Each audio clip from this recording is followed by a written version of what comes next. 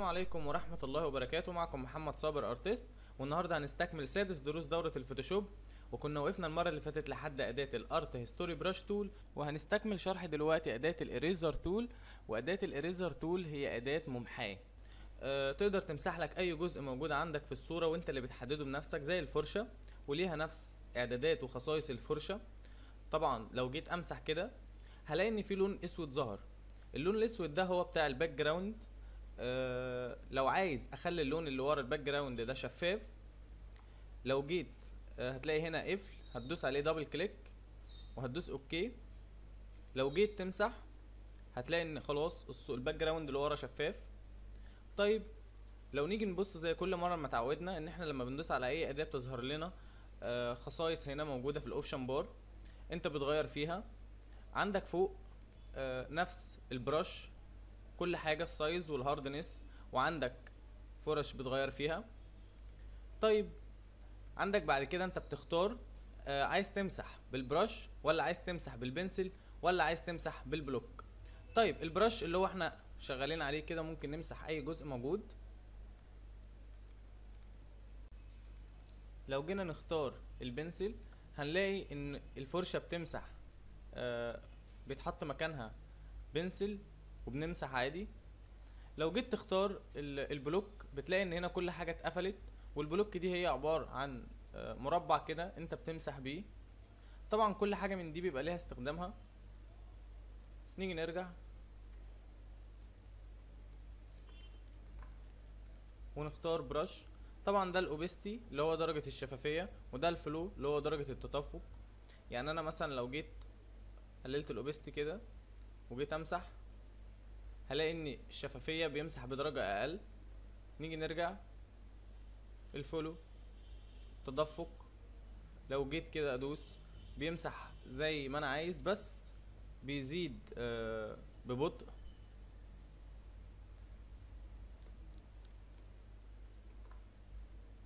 طب اخلي ده 100% وده 100%، وهاجي امسح كده. طيب انا مسحت الجزء ده خلاص. لو عايز ارجع والهيستوري مثلا كبير وانا نسيت المكان ده، ممكن اختار اريز تو هيستوري ارجع المكان ده. باجي امسح كده يكمل تاني. هي دي اريز تو هيستوري. تمام. نيجي نخش على اللي بعدها، الباك جراوند اريزر. الباك جراوند ليها 3 حاجات. طبعا اول حاجه عندي فوق السيمبلنج بتاعها كونتينيوس. انا لما باجي ادوس عليها كده واجي امسح، انا اقدر امسح اي جزء موجود في الصوره، يعني انا اللي بحدد. تمام.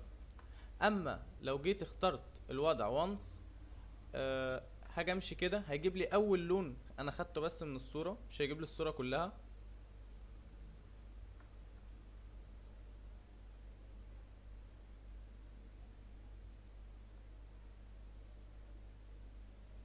زي ما انت شايف خد اول درجة بس من اللون وبيمسحها. طيب لو جيت اخترت الباك جراوند سويتش، دي بتعمل لي حاجة جميلة قوي، ان انا لو عندي لون في الباك جراوند ورا، هي بتجيب لي اللون ده هو بس اللي يتمسح. يعني انا لو جيت اخترت في الباك جراوند اللون مثلا البرتقاني ده وجيت امسح اي جزء موجود عندي في الصورة، هلاقي ان هو مش بيمسح اي حاجة غير اللون البرتقاني بس اللي موجود عندي في الباك جراوند.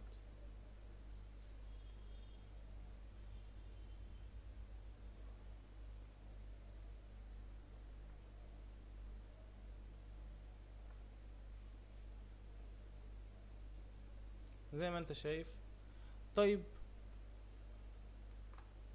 ده الباك جراوند سويتش. نيجي بعد كده عندك الليميتس عندك اول حاجه اللي هي الديسكونتينوس، زي اللي خدناها في الكالر ريبليسمنت تول. احنا ممكن نكبر الاداه كده. لو جينا نمسح كده هنلاقيه ان هو مسح كل اللون اللي احنا اول لون اخترناه، مسحه كله. طيب لو جيت خليت الوضع كونتينوس وجيت دوست كده هلاقي ان هو مسح المكان الجزء ده بس. لو جيت دوست هنا هيمسح الجزء ده. يعني بيجيب الاماكن حتى لو كان في فواصل ما بين الالوان بيقدر يجيبهم عن طريق الديسكونتينوس. حتى لو في فواصل ما بين الالوان وبعضها بيجيب لي اللون اللي انا عايز امسحه. اما الكونتينيوس هو بيجيب لي اللون اللي انا بختاره في الاول بس، او الجزء اللي انا بختاره في الاول بس. تمام. عندك بعد كده الفيند ايدجز دي، احنا اللي بنحدد الاماكن اللي احنا عايزين نمسحها، وبندوس كده بنوجد له الاماكن. تمام. طيب نخلي الوضع discontinuous. عندك بعد كده التوليرانس. التوليرانس اللي هو زي ما احنا عرفنا درجة التفاوت ما بين الالوان. طيب هنيجي نرجع لوضع الباك جراوند سويتش.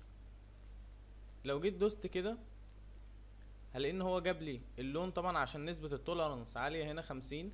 لو نسبة التوليرانس دي قلت شوية مثلا خليناها 20 وجينا ندوس كده، هنلاقي ان هو مش بيجيب المكان كله زي ما انت شايف.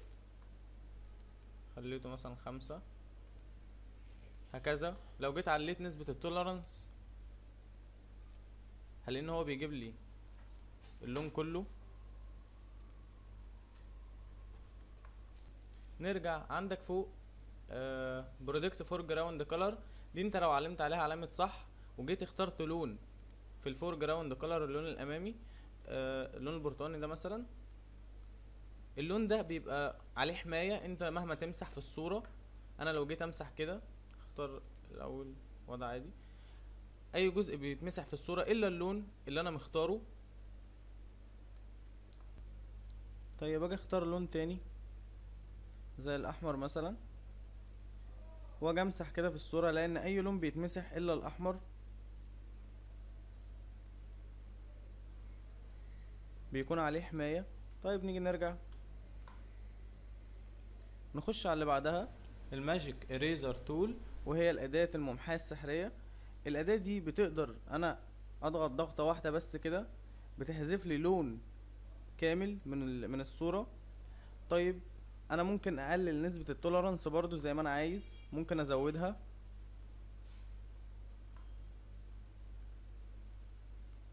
زي ما انت شايف كده.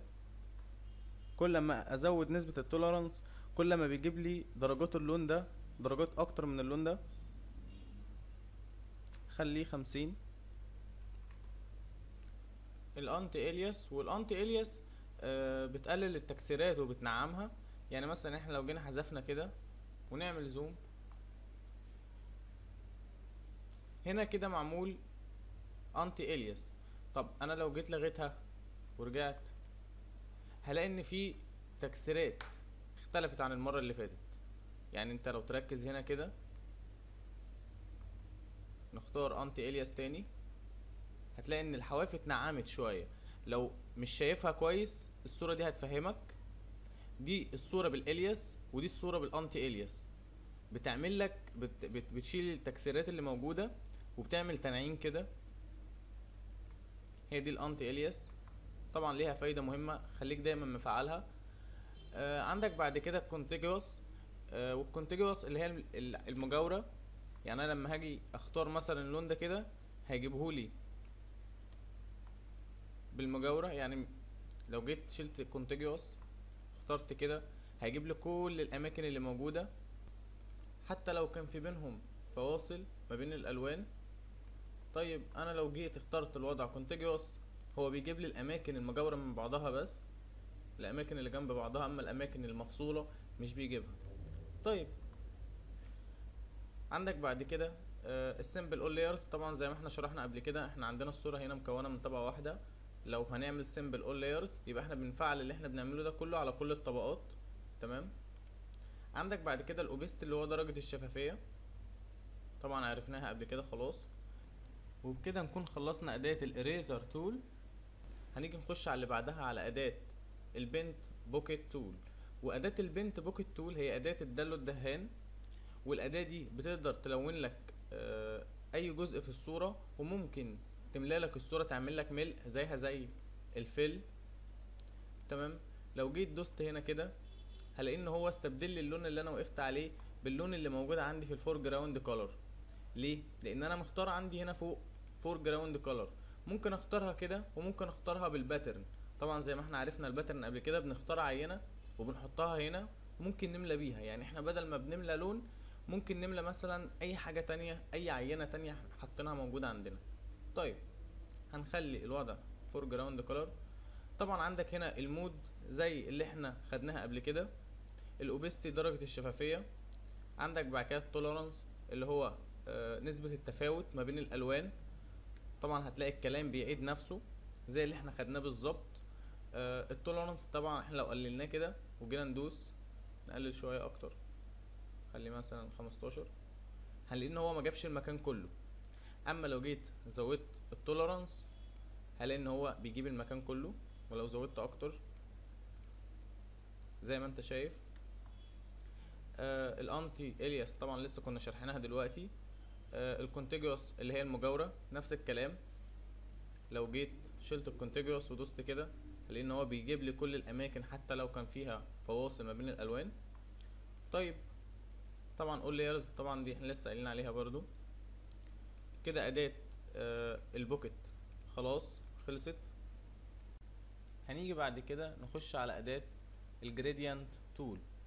واداة الجريدينت تول هي نفس فكرة البنت بوكت تول، بس دي بتعمل لك تدرج لوني. يعني انا لو جيت هنا عملت نيو لاير وجيت عملت كده هتعمل لي ملء للصورة كلها.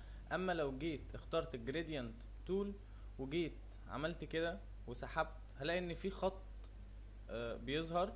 الخط ده اللاين، انا اللي بحدد انا عايز اتجاه الشعاع او اتجاه الحاجه الجريدينت عموما اللي انا بعمله فين. ممكن ادوس شيفت زي ما انت شايف كده هلاقي ان هو بيظبطهولي. لو جيت عملت كده وسبت هلاقي ان هو عمل لي تدرج لوني. طبعا هنرجع لاول حاجه نعرف ايه هو الجريدينت عموما. هنخلي الفور جراوند ابيض والباك جراوند اسود. هنشوف اول حاجة عندنا هنا ليه 5 اشكال. اول حاجة الشكل اللي احنا واقفين عليه ده، لو جيت عملت كده هلاقي ان هو بيعمل لي تدرج ما بين الابيض والاسود. طيب لو جيت هنا من السنتر وسحبت كده ناحية الكورنر هتلاقي ان هو بيعمل لي تدرج لون من الابيض للاسود رايح للاسود. طيب نرجع، ده اول شكل عندنا اللي هو اللاينر جريدينت. عندك بعد كده الراديال جريدينت اللي هو الشكل الشعاع. انا لو جيت سحبت كده ورحت ناحية الكورنر هلاقي ان هو بيعمل لي شكل اضاءة كده في النص وحواليها لون الاسود. ده طبعا تدرج لوني بس بشكل شعاع. ده تاني شكل عندنا. تالت شكل عندنا اللي هو الانجل اللي هو بشكل زاوية.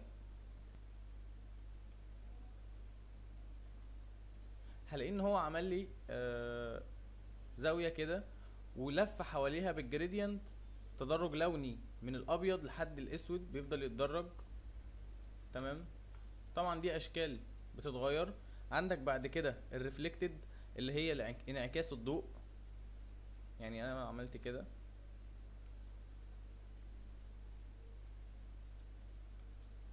تلاقي ان هو بيعمل انعكاس للضوء.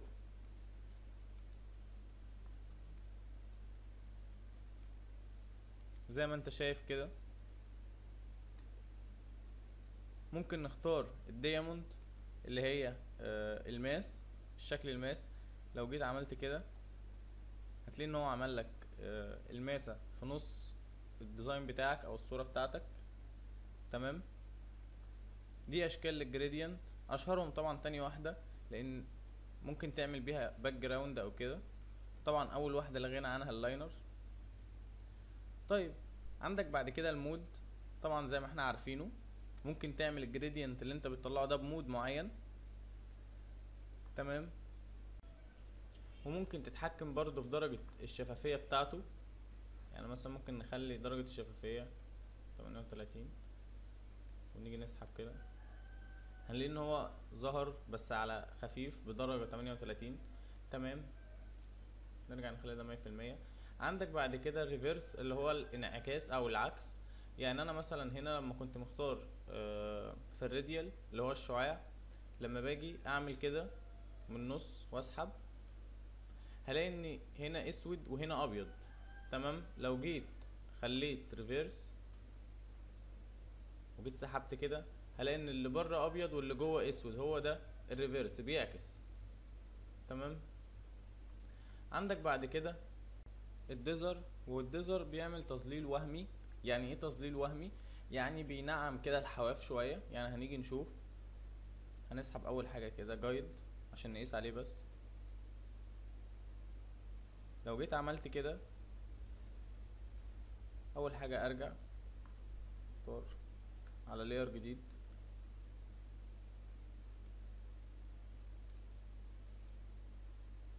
وهعمل لاير تاني، وهشيل الديزر، وهشوف الفرق. زي ما انت شايف نعم كده الاطراف. تمام. لو مش فاهم الصورة دي هتفهمك. ده الديزر وده نو ديزر. طبعا الصورة لو مش باينة ليكم طبعا هرفعها لكم برضو. تمام.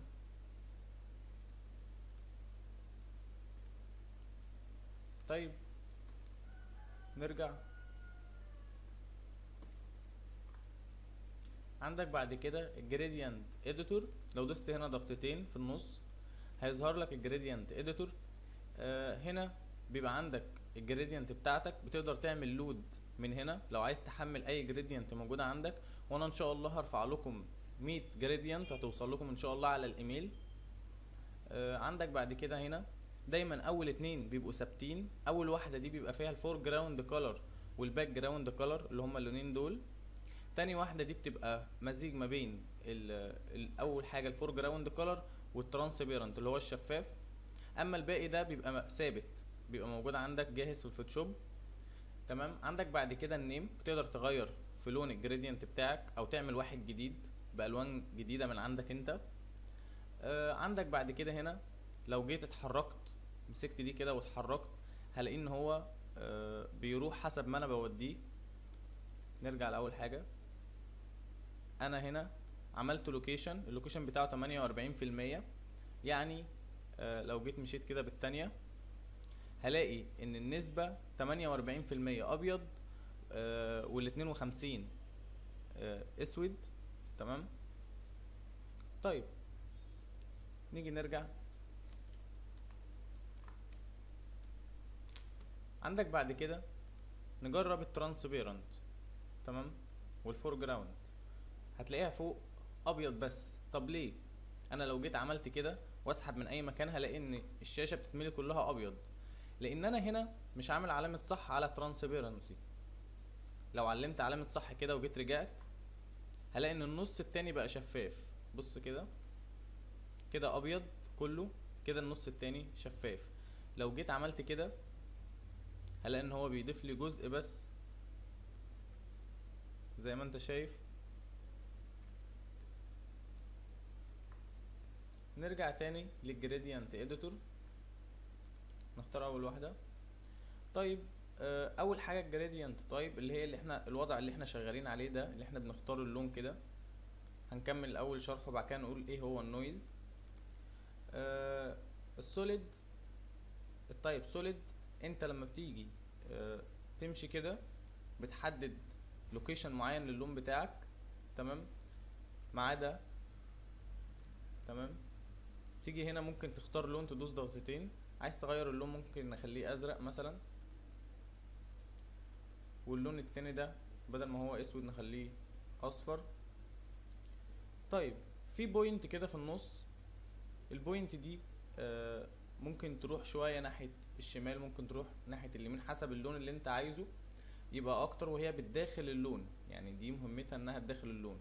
لو جبتها ناحية الازرق كده هتلاقي ان اللون الازرق بقى حاد، حتى لو جه نزل في الجريدينت هيبقى حاد. يعني تعال نشوف كده، خليها هنا كده اوكي، ونيجي ندوس. شايف الازرق؟ خليه من السنتر. الازرق حاد قوي. طب نرجع نغير البوينت، نخلي البوينت كده في تداخل. هتلاقي ان بقى في تداخل في اللون اكتر.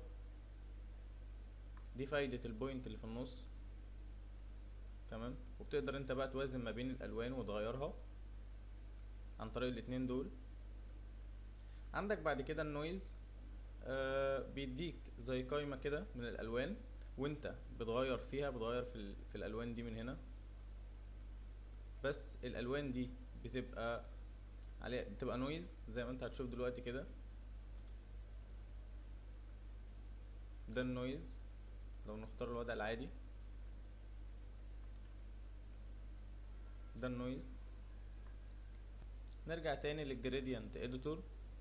طيب انا بدل ما هي نويز، انا اقدر احدد درجة الخشونة عن طريق الرونس كده. اقلل درجة الخشونة زي ما انت شايف، ممكن اخففها خالص، لا واحد، تبقى زي ما انت شايف كده. طيب هنا دي بتتغير لما بغير هنا gradient type. يعني لو جبت السوليد بلاقي هنا smoothness اللي هي التنعيم، بقدر اقللها وازودها زي ما انا عايز. طيب عندي هنا طبعا الاعدادات اللي انا عملتها دي كلها اقدر اعمل لها سيف.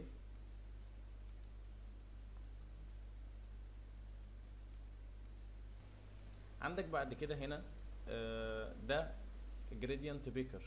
الجريدينت بيكر انت هو نفس الكلام، بيبقى عندك هنا الجريدينت بتاعتك متسجله بتقدر تشوفها، وبتبقى عندك هنا قائمه تقدر تعمل جريدينت جديد. هنا طبعا ده طريقه العرض، عايز التكست اونلي، عايز تشوفه بس بالكتابه، ولا عايز سمول ثumبنيل او لارج ثumبنيل، ولا سمول ليست او لارج ليست، حسب ما انت عايز تشوفها. عندك هنا البريسيت مانجر، نفس الكلام برضو اللي احنا كنا بناخده في الحاجات اللي فاتت. عندك هنا تقدر تعمل لود وتحمل جريدينت برضو من هنا، تمام. عندك بعد كده ممكن تعمل ريست جريدينت، ترجع كل الجريدينت اللي انت كنت عاملها الافتراضيه بتاعتك، او ممكن تعمل لود للجريدينت تحمل لود تاني من هنا برضو، او تعمل سيف للجريدينت اللي هي تسيف دول في مكان انت عايز تسيفه فيه، تحفظهم لو عايز ترجعهم تاني. ممكن تعمل ريبليس جريدينت، تستبدل الجريدينت اللي موجوده دي بجريدينت تانية. طبعا دي افتراضيه، طبعا الفوتوشوب مديها لك، تقدر تزودها. دوس اوكي، يس، سيف. بتلاقي ان في حاجات تانية اتضافت. طيب خليها كبرها شويه بس عشان تبان الحاجات اللي اتضافت. ممكن نجيب الميتالز مثلا، حديد او المعدن، جرب زي ما انت شايف.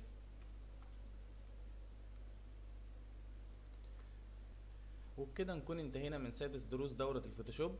كان معكم محمد صابر ارتست، شكرا والسلام عليكم ورحمة الله وبركاته.